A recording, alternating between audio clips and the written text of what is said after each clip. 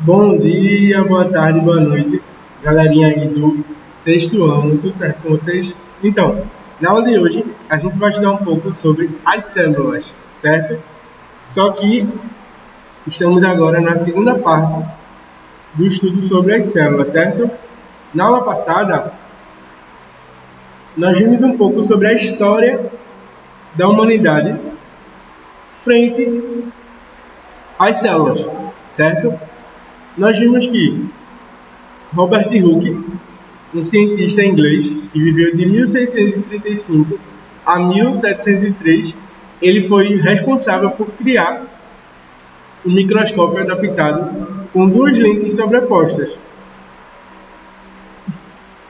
onde ele podia observar pequenos animais, como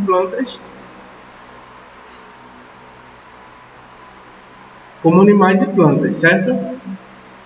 Mas ele estudou principalmente as cortiças, que eram um material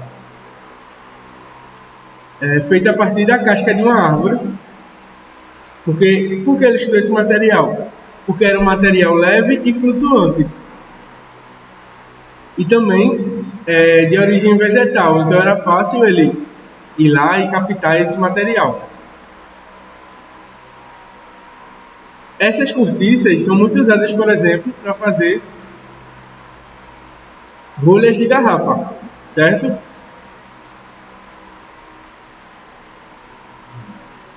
E como foi que ele fez isso? Ele criou um microscópio e cortou as cortiças em pedaços muito finos.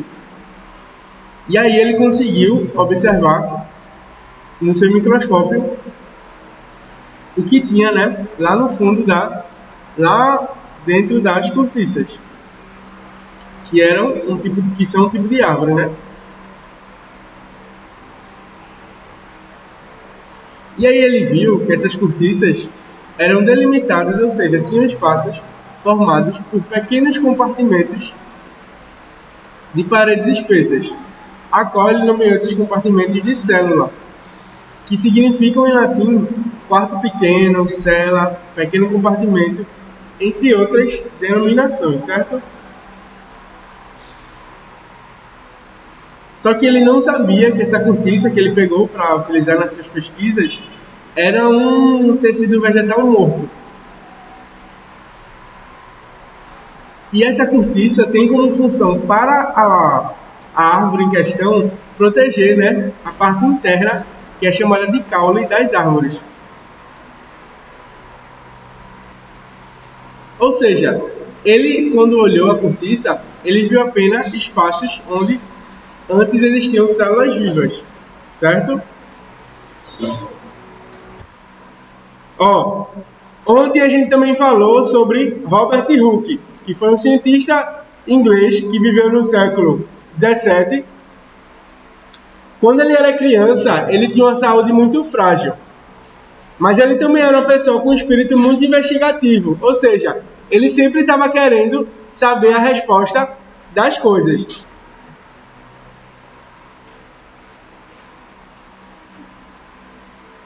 E Robert Hooke também era uma pessoa que gostava muito de desenhar, certo? Só que ele tinha um problema muito forte com a tinta e acabava tendo muita dor de cabeça. O que fez ele desistir, de certa forma, da sua capacidade de desenho, né? Porque antigamente não se usava muito lápis, se usava mais tinta para desenhar. E aí, como ele tinha muito problema com a tinta, tinha dor de cabeça, etc., ele teve que desistir, né, dessa área. E em 1666, teve um grande incêndio em Londres e Robert Hooke, ele demonstrou, né, para a sociedade da época que ele era um excelente arquiteto. Por quê? Ele ficou responsável por supervisionar a construção de toda a cidade, certo? E aí ele se saiu muito bem nessa tarefa.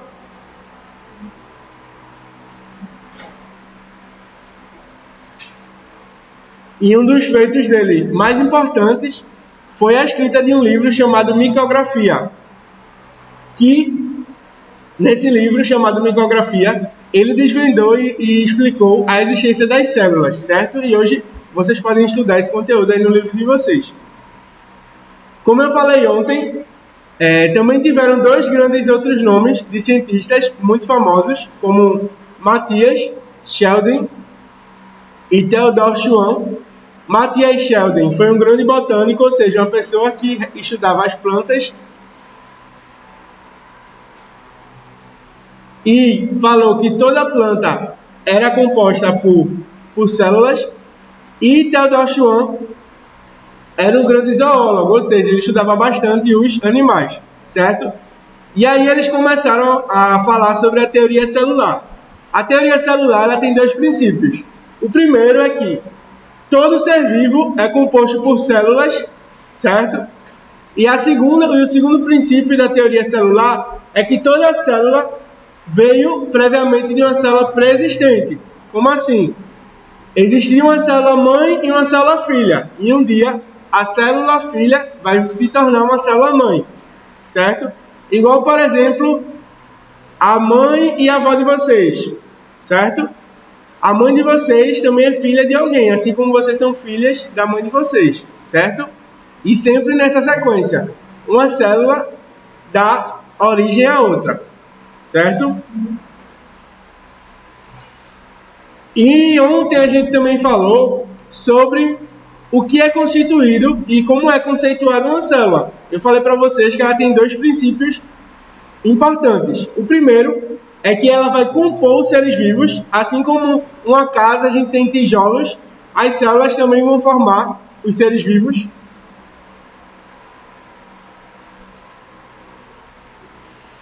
E essa formação não é só uma formação estrutural, certo? Ela também vai realizar funções em escala microscópica, que são de grande importância para a manutenção da vida, sendo responsáveis por diversas estruturas e funções que nosso corpo realiza, como, por exemplo, a capacidade de ver luz. Quem faz isso são as células. Produzir o cabelo, unha, respiração, a nossa capacidade de andar, de escutar, de sentir o gosto, tudo isso são responsabilidade das células, certo? Só que em escala microscópica. E aí várias partezinhas das células vão produzir e torna-se algo grande. Assim como uma fábrica. Você tem vários trabalhadores que juntos vão produzir um carro, uma máquina grande, um computador. Dentre várias outras funções que a fábrica realiza, nós, seres humanos, temos dentro de nós vários trabalhadores também, que são as células, certo?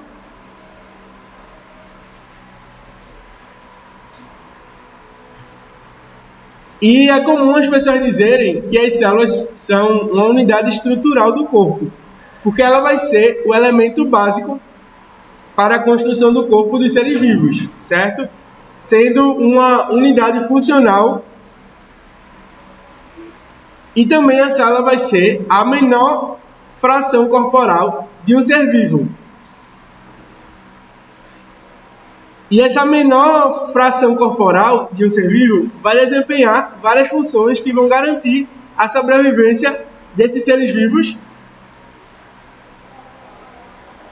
E também é importante vocês perceberem que na célula está contida dentro da célula a chamada informação hereditária. O que seria essa informação?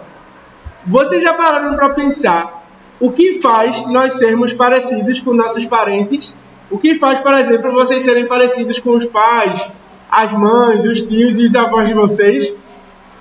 Então, o que vai ser responsável por essa função no nosso corpo vai ser justamente essa informação hereditária. Hereditariedade significa quando eu passo uma coisa para outra, certo? Por exemplo,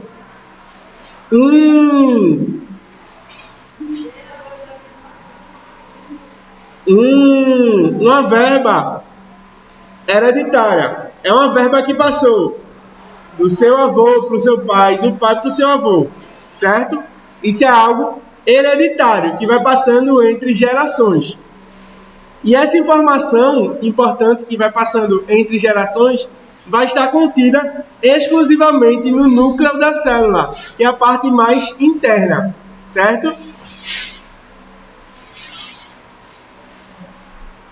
Como eu também falei ontem, os organismos vivos, eles podem ser formados por apenas uma célula, sendo chamados de unicelulares, como as bactérias, ou também eles podem ser pluricelulares, ou seja, formados por várias células, como as plantas e os animais.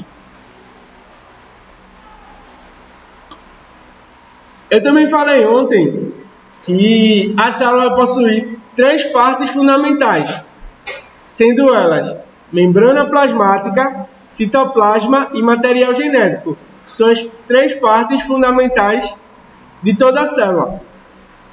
Ou material genético ou núcleo celular, certo? São sinônimos.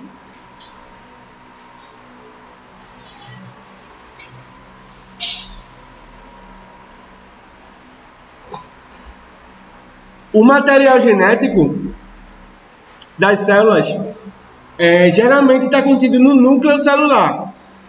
Por quê? A coisa mais importante que a natureza tem para nos dar é nosso material genético.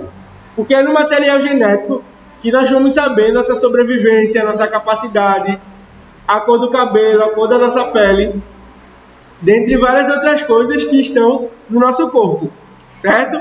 E esse material genético, ele pode dar, E os organismos, eles também podem ser divididos nesses 2 grupos. Nos grupos que vão ter esse material genético guardado no núcleo, ou no grupo que vai ter o material genético sem núcleo, certo? São divididos em que grupos? Como é o nome de cada um? Os que não têm o material genético guardado no núcleo são chamados de procariontes, certo? Vou repetir uma palavrinha difícil. Procariontes. O termo procariontes, ele nos lembra o quê? Procariontes, protótipo. Por exemplo, o que é um protótipo? Um protótipo de um celular, por exemplo, antes de ser lançado um celular, a empresa faz um protótipo que é como se fosse um experimento, um celular inicial, um celular mais antigo, mais primitivo, certo? Protótipo tem tudo a ver com procariontes, porque vão ter a mesma terminação pro, certo? Protótipo, procarionte. E o que essas 2 palavras têm em comum? Ambas, tanto protótipo quanto procarionte, significam que essas coisas, esse termo pro, vem de primitivo, antigo e etc. Ou seja, procariontes são células mais antigas, mais primitivas, assim como um protótipo de algo, de um computador, de uma televisão, de um celular, também é um modelo primitivo, mais inicial, né? Que a empresa está começando ali a estudar como é que vai fazer um modelo original, certo? Procarionte vem de primitivo, são células primitivas que não vão ter seu núcleo, seu material genético dentro de um núcleo, certo? E onde é que vai ficar esse material genético? Vai ficar totalmente disperso pelo citoplasma, né? Que é a segunda parte da célula. Célula composta por 3 partes: membrana, citoplasma e núcleo. Só que os procariontes não têm núcleo, eles só vão ter o material genético, certo?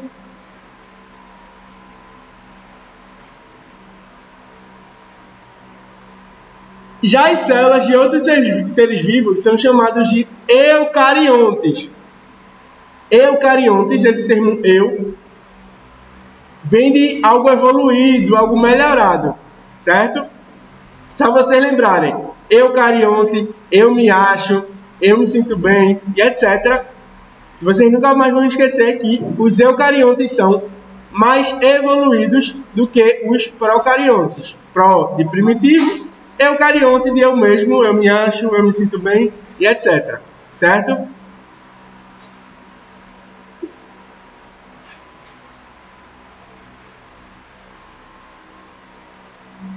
O que vai ter em cada parte? O que vai ser uma membrana plasmática, o que vai ter no citoplasma e o que vai ter no núcleo? A gente vai estudar detalhadamente cada uma dessas 3 partes e ver o que tem, certo? Nesses compostos, nessas partes, né, da célula.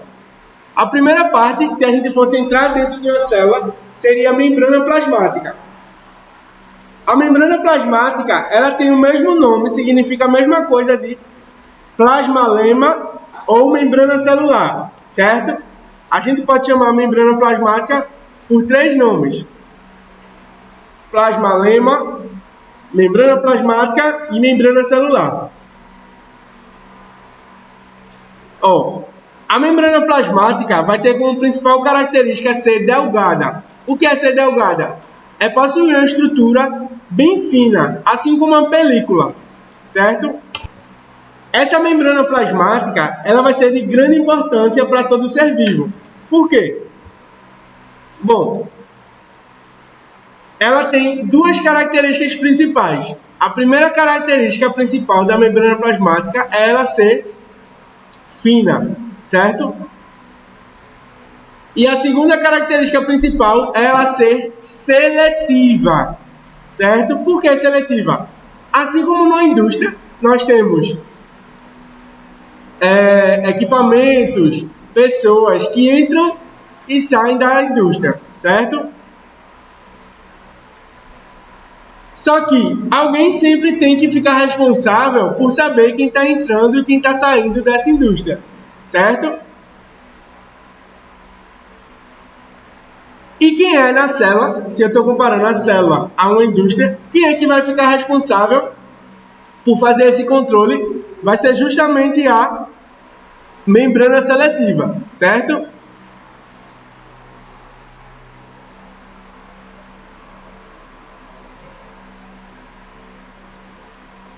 Essas são as 2 funções principais da membrana plasmática ou membrana celular ou plasmalema. Ser fina ou delgada, né? Delgada significa algo bem fino. E ser seletiva. Mas ela tem outras funções. Uma grande função da membrana vai ser poder ser elástica e poder envolver a célula, certo?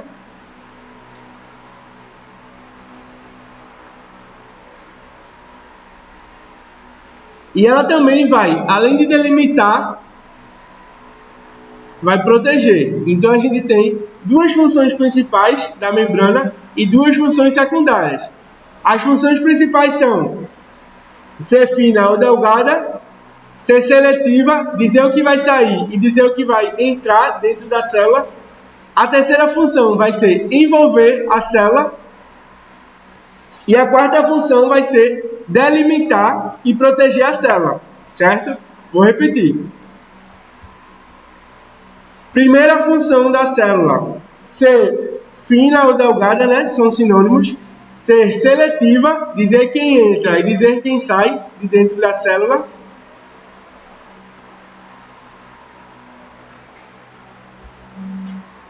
Delimitar até onde a célula vai e proteger a célula e, consequentemente, proteger o corpo humano.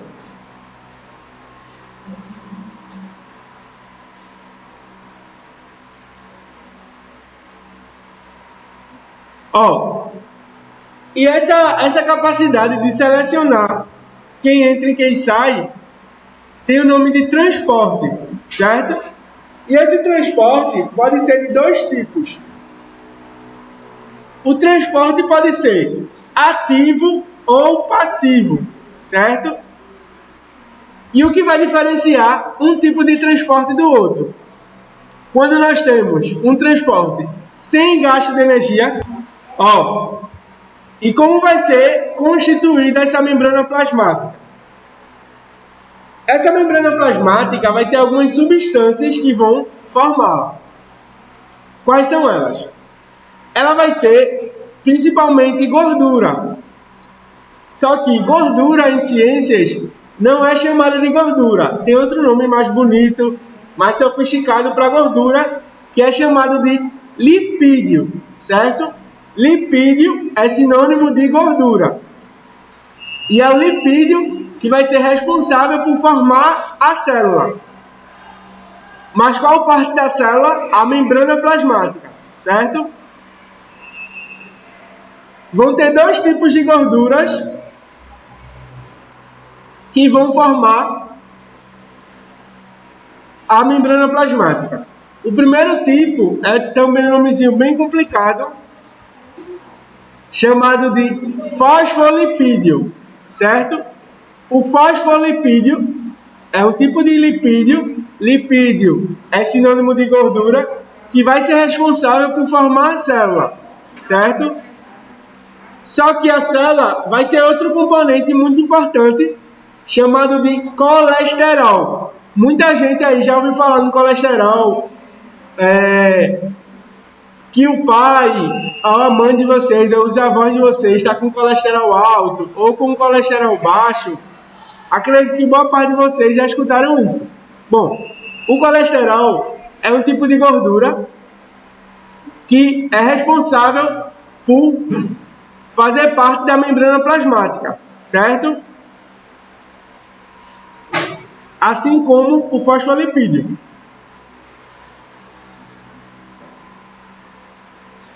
Nós vamos ter também outro nome bem complicadinho, que é o glicolipídio, que também é um tipo de gordura. Só que percebam que cada gordura dessa que tem o nome de lipídio, lipídio sinônimo de gordura, vai ter uma função. Bom, o fosfolipídio vai ser responsável por dizer quem entra e quem sai da célula, certo?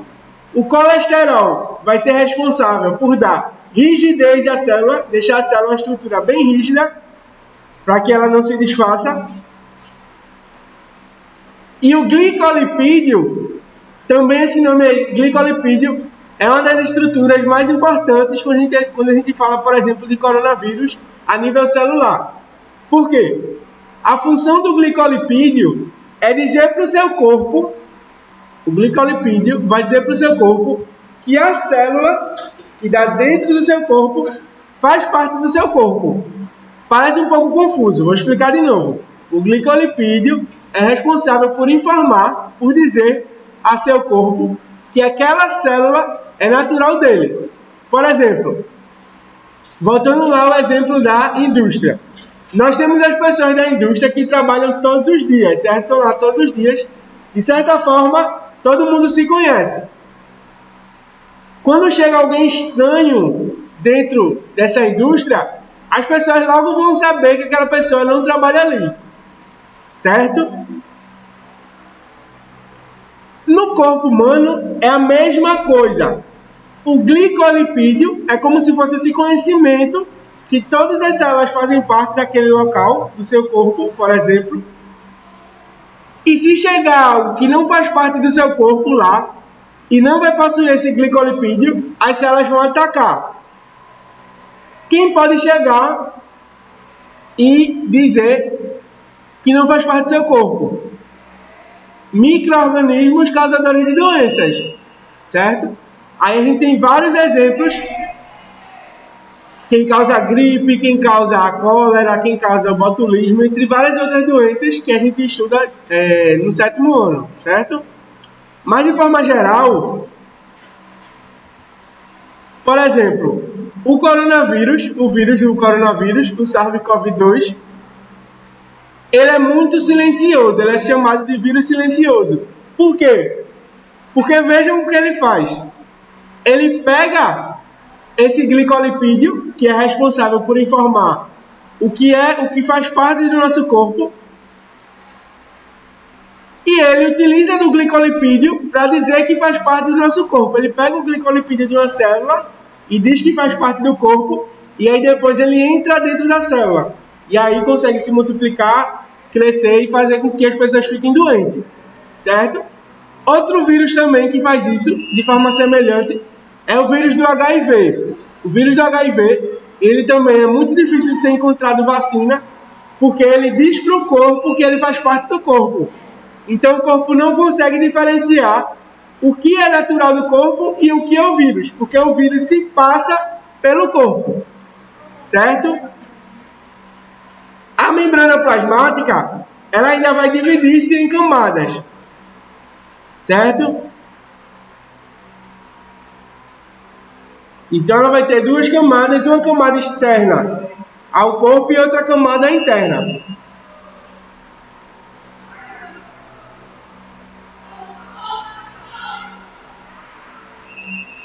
E esse modelo aí, que quem está acompanhando de casa ou quem está me assistindo aqui na aula, que vocês podem ver na página 107, é chamado modelo do mosaico fluido, que é quando eu tenho uma membrana na forma de um mosaico.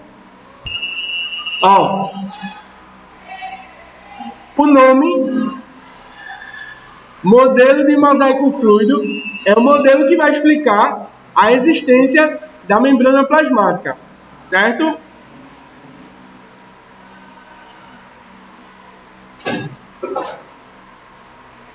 Então, gente, na aula de hoje nós estudamos um pouco sobre membrana plasmática.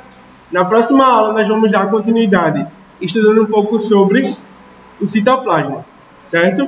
Vocês podem aprofundar seus conhecimentos estudando na página 107 e metade da página 108, certo? Obrigado e até a próxima.